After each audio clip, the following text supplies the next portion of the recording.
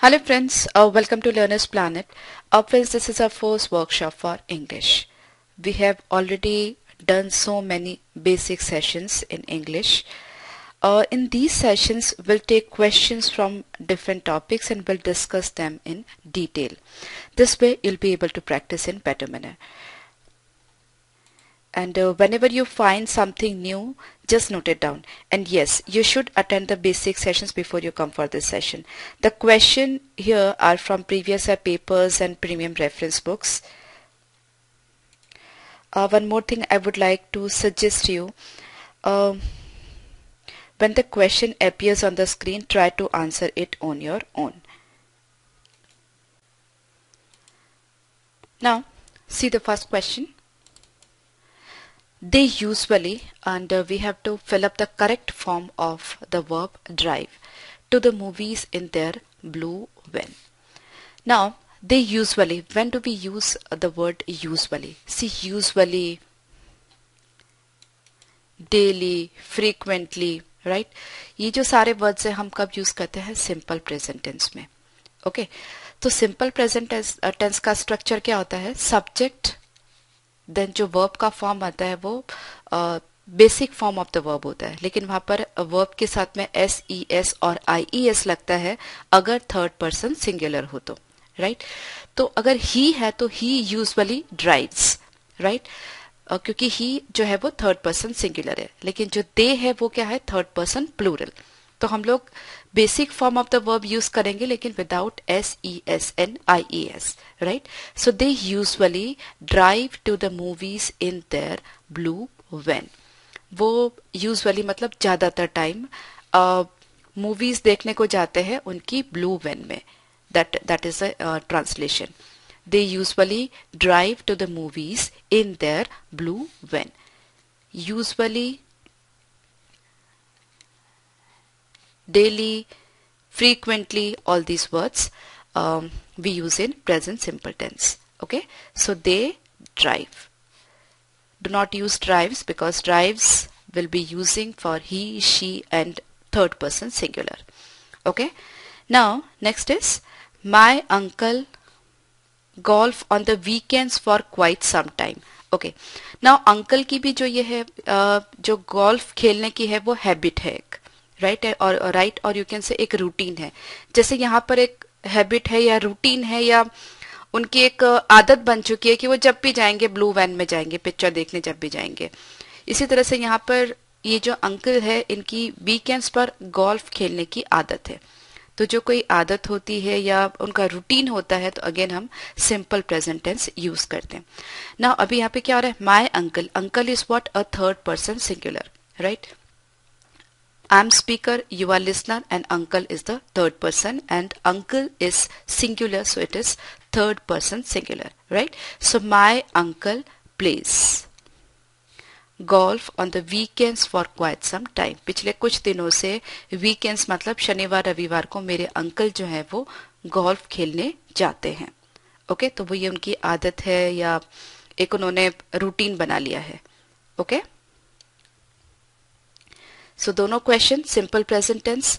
It is third person plural over here and this is third person singular. So with third person plural we use the basic form of the verb, and in third person singular we use the basic form of the verb with S, E, S, N, I, E, S. Okay? And now this one. David and his friend watch the cricket match for the past 1 hour. Now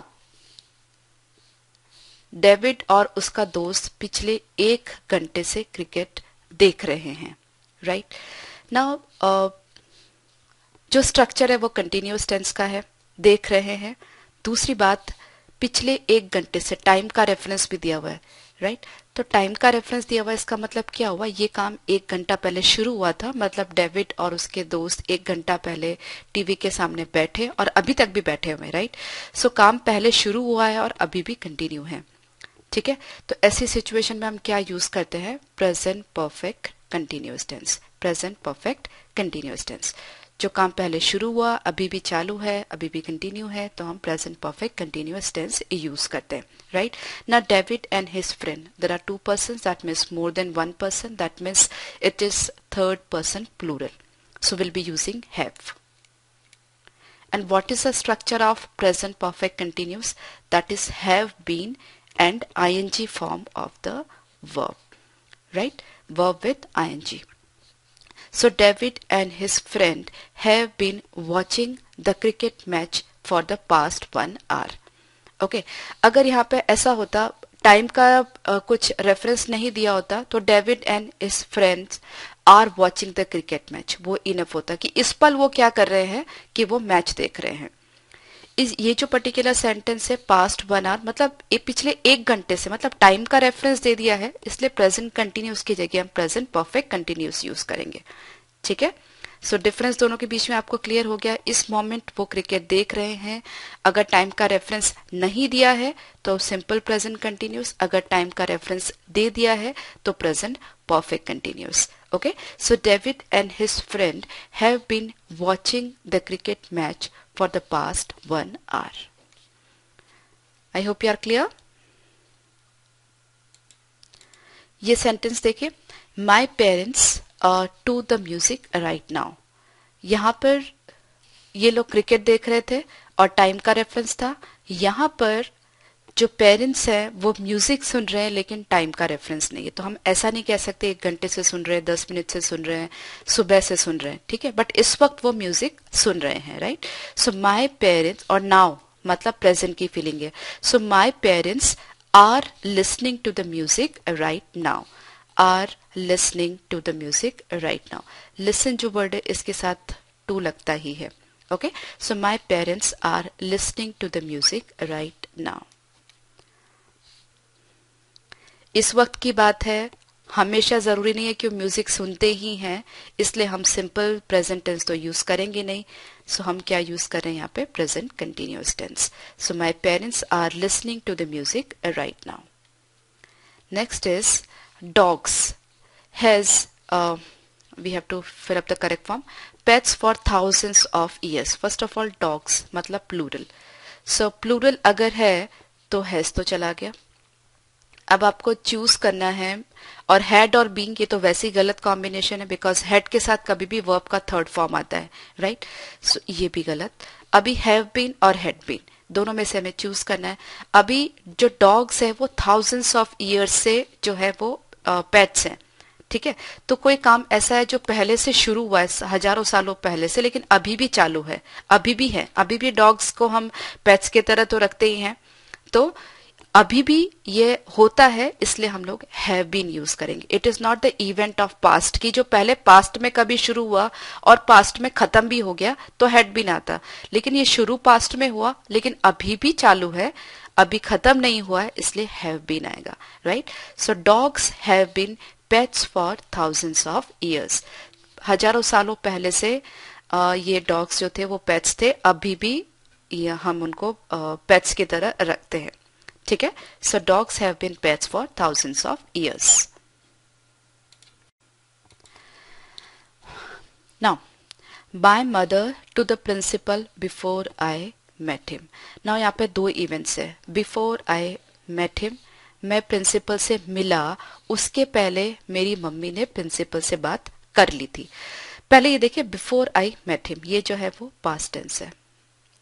past कौन सा, simple, ठीक है। अब यहाँ पे दो events है, mummy ने प्रिंसिपल से बात की और मैं प्रिंसिपल से मिला, लेकिन पहले क्या हुआ, पहले मम्मी ने प्रिंसिपल से बात की, तो ये जो इवेंट है वो पास्ट में है, और ये जो इवेंट है मम्मी ने प्रिंसिपल से बात की वो प्री पास्ट है, ठीक है।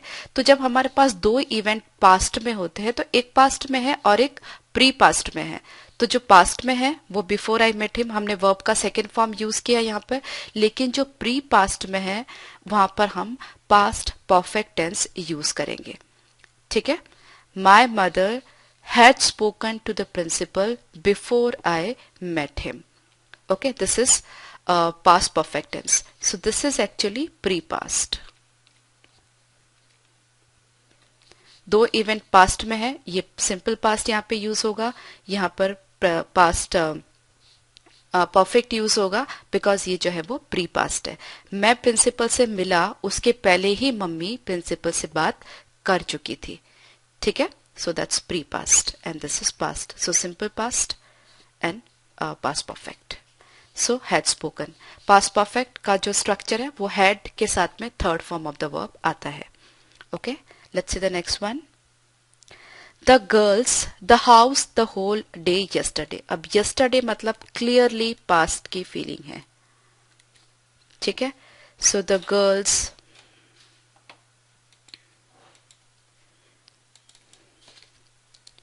अब जो girls है वो plural है, so was हट गया। उसके बाद में कोई टाइम का रेफरेंस तो दिया नहीं कि सुबह से साफ कर रही थी या 2 घंटे से साफ कर रही थी, ऐसा कुछ तो दिया नहीं है। सो फोर और सिंस का यूज यहां पर है नहीं। ठीक है, तो परफेक्ट कंटिन्यूअस टेंस भी नहीं आ सकता। ओके, अब वो सारा दिन घर की सफाई कर रही थी, तो girls were cleaning the house the whole day yesterday. Cleaned कब आएगा, जबकि हमें ये कंफर्म हो कि उन्होंने पूरी क्लीनिंग कर ली है। क्लीन जब आता है वो कंप्लीटेड एक्शन के लिए आता है, मतलब कोई काम हो चुका हो, राइट। लेकिन हमें यहाँ पर ऐसा कोई इंडिकेशन नहीं कि ये काम हो ही चुका है। उन्होंने कल दिन भर सफाई कर रही थी, पर ऐसा तो नहीं बताया कि सफाई पूरी हो गई, हो सकता है आज भी करना पड़े।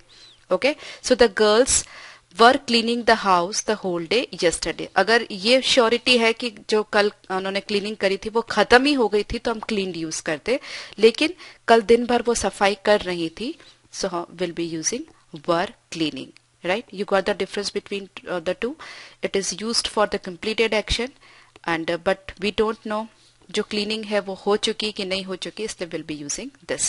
The girls were cleaning the house for the whole day yesterday.